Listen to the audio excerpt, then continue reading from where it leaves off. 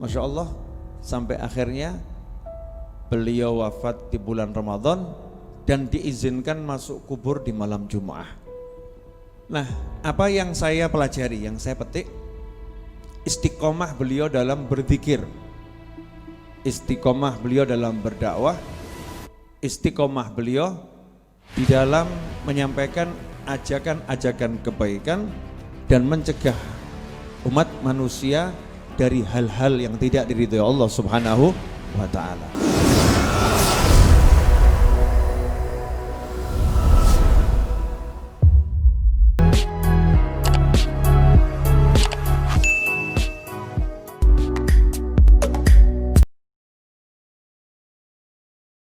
Assalamualaikum warahmatullahi wabarakatuh. Sore hari ini saya mau ngajak semuanya mengambil pelajaran dari almarhum Ustadz Muhammad Arifin Ilham. Apa yang beliau alami di akhir usianya, ya di akhir usia beliau, yang mungkin luput dari pandangan kita meskipun kita melihatnya dengan jelas. Almarhum Ustadz Muhammad Arifin Ilham, saya pertama kali ketemu saat beliau berkunjung ke Solo, kemudian silaturahim ke kediaman Habib Anis, kira-kira waktu zuhur saat kajian siang. Cukup lama beliau menceritakan tentang diri beliau. Saya ini dari mana, detailnya gimana. Beliau pernah koma sekian lama, sudah pernah diyasinkan kata beliau dulu. Tapi Allah kasih Arifin usia. Jadi Arifin tiba-tiba bangun lagi, nggak berangkat, cuman pita suaranya jadi dapat anugerah. Yang tadinya suara biasa-biasa saja jadi serak basah, dan suara itu jadi indah untuk berzikir. Nah, itu ketika beliau kena patukan ular berbisa yang menurut dokter seharusnya waktu itu sudah meninggal dunia karena koma. Tapi Allah beri perpanjangan usia yang sangat Masya Allah, sampai akhirnya beliau wafat di bulan Ramadan dan diizinkan masuk kubur di malam Jumat. Ya, diizinkan masuk kubur di malam Jumat. Nah, apa yang saya pelajari, yang saya petik, istiqomah beliau dalam berzikir, istiqomah beliau dalam berdakwah, istiqomah beliau di dalam menyampaikan ajakan-ajakan kebaikan dan mencegah umat manusia dari hal-hal yang tidak diridhoi Allah Subhanahu wa ta'ala. Maka saat beliau mengalami sesuatu yang berat, ini yang mau saya petik di sini ya, mengalami sesuatu yang sangat berat, sakit yang bukan biasa, sakit yang itu cukup berat. Kita ini baru kena sakit flu udah susah beraktivitas. Kita ini baru kena sakit panas, kita itu jadi malas. Kita ini baru kena sakit sedikit, sudah banyak berkata-kata, berkeluh kesah.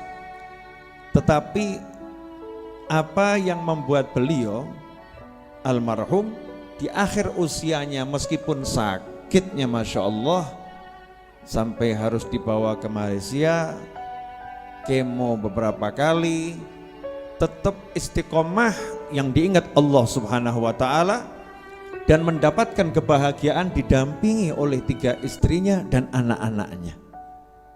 Kenapa seperti ini?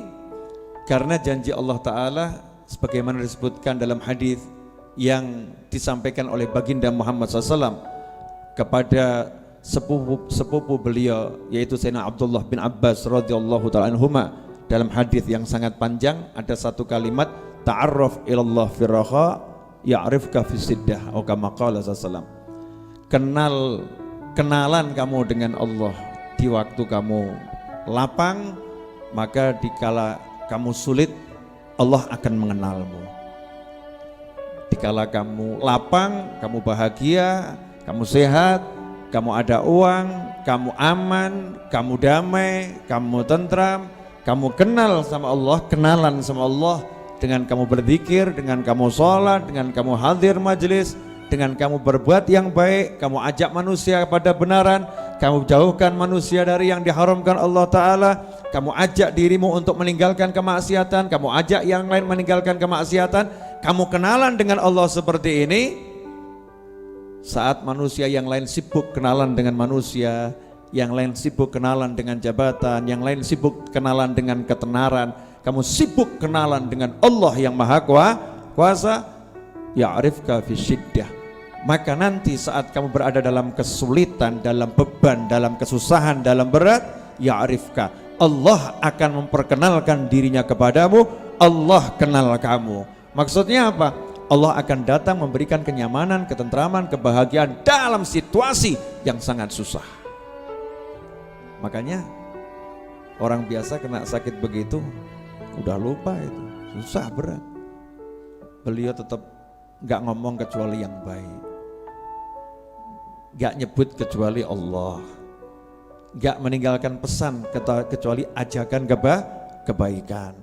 Seperti yang sudah dikenal dalam berita-berita yang disampaikan, yang kita lihat dan kita dengar, yang kita lihat dan kita dengar. Nah, beginilah perjalanan orang-orang soleh, insya Allah meniru para anbiya wal mursalin. Satu kisah dalam Al-Quran yang kita cukup kenal, yaitu kisah Nabi Yunus alaihissalam. Kisah Nabi Yunus alaihissalam. Kisah itu bisa kita temukan dalam surat Al-Anbiya, juga dalam surat As-Saffat. Kita kalau baca di surat As-Saffat itu ayat 139, surat 37 ayat 139, wa inna Yunus laminal mursalin idh abaqa ilal fulkil mashhun. Di sini kalau kita baca terjemahannya, dan sungguh Yunus benar-benar termasuk seorang rasul. Ingatlah ketika dia lari ke kapal yang penuh muatan. Kemudian beliau ikut diundi, ternyata beliau termasuk orang yang kalah dalam undian. Maka beliau dilemparkan ke laut, kemudian ditelan oleh ikan besar dalam keadaan, nah harus kita baca tafsirnya ya, jangan baca terjemah aja. Kemudian ditelan oleh ikan besar. Dalam surat As-Saffat ayat 139 ke bawah, kita akan mendengar dan melihat kisah Nabi Yunus alaihissalam yang ditugaskan oleh Allah Ta'ala berdakwah. Umatnya ratusan ribu, tapi gak ada yang mau nurut, gak ada yang mau berubah. Nabi Yunus kemudian lari meninggalkan kaumnya, ya naik kapal, kemudian kapalnya kena badai. Saat itu harus dikurangi muatan.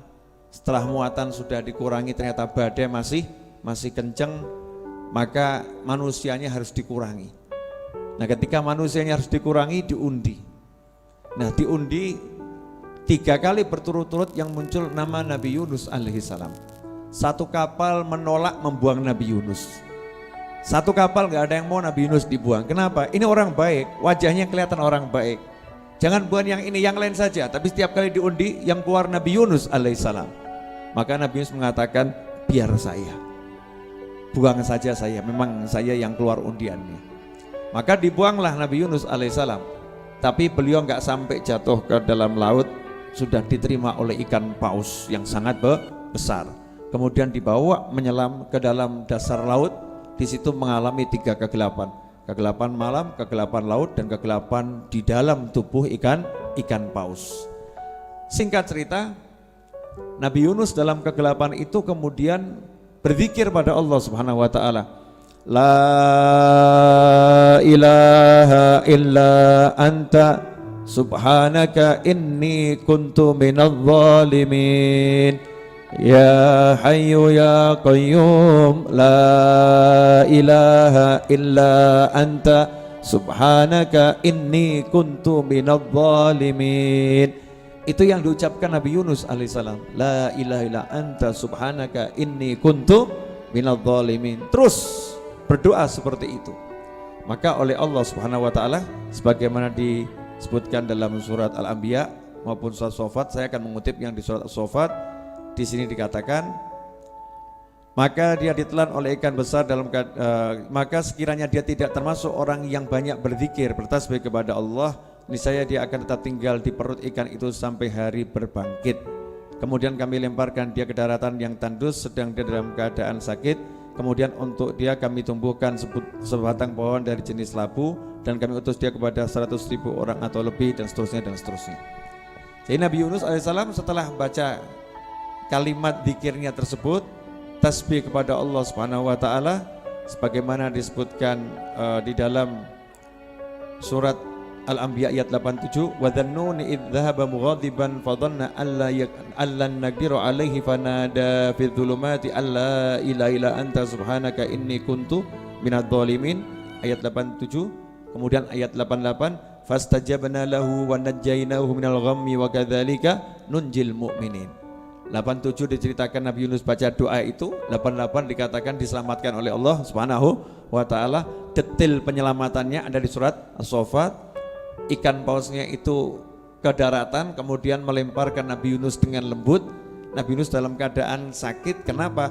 Di dalam perut ikan, ya, dalam perut ikan, tidak makan, bercampur dengan zat macam-macam. Maka sama Allah Ta'ala ditumbuhkan satu pohon, yang pohon itu menjadi obat untuk kulitnya, obat untuk tubuhnya, obat untuk dirinya, dan beliau dikembalikan ke kaumnya, dan kaumnya yang ratusan ribu itu akhirnya ikut beliau, taat pada beliau.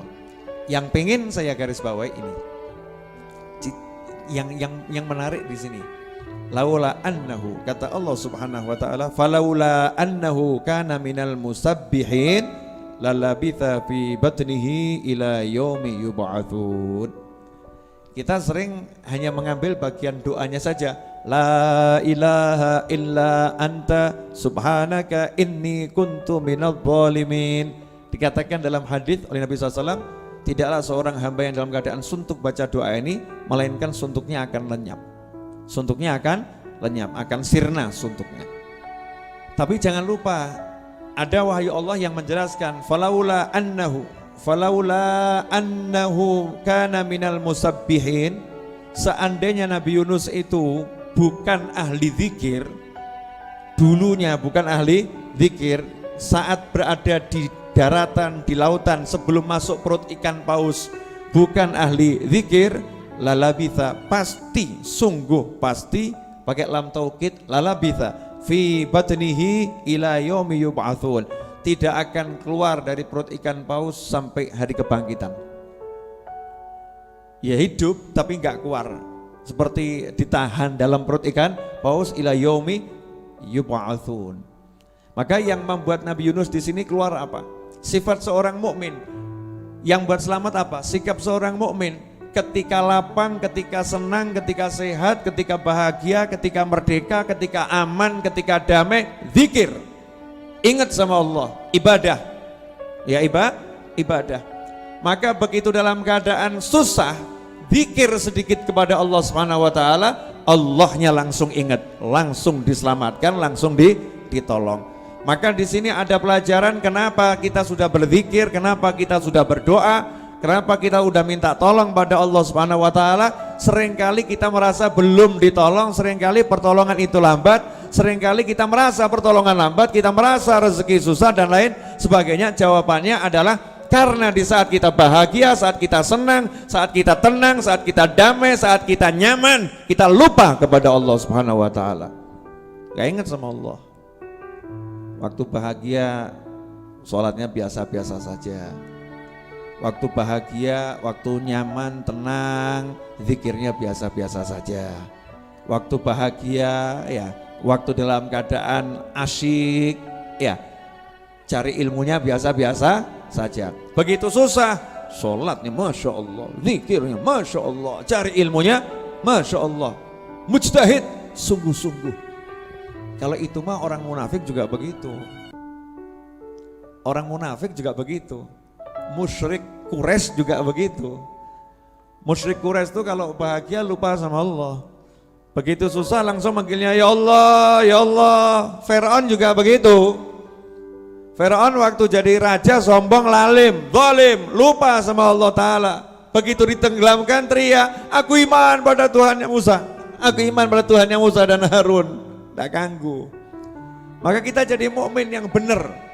Contoh Ustadz Muhammad Arifin Ilham almarhum rahimahullah, dalam keadaan bahagia zikir, dalam keadaan senang zikir, dalam keadaan nyaman zikir, dalam keadaan lapang zikir. Maka ketika dalam keadaan susah, Allah membuat beliau mudah berzikir, Allah membuat beliau mudah beribadah, Allah membuat beliau mudah untuk dekat sama Allah. Maka saat orang sibuk mencari kedamaian dengan makhluk, beliau sibuk merasakan kedamaian dengan Allah Subhanahu wa Ta'ala. Saat orang sibuk mencari kebahagiaan bersama manusia, beliau sibuk merasakan bahagia bersama Allah Subhanahu wa Ta'ala. Nah, beginilah perjalanan orang-orang soleh. Itu yang harus kita petik pelajaran. Kalau ada orang-orang soleh yang pergi meninggalkan kita, apa yang bisa kita petik untuk kita ambil jadi kebaikan untuk beliau dan untuk kita, agar ke depan kita bisa menjadi penerus-penerus.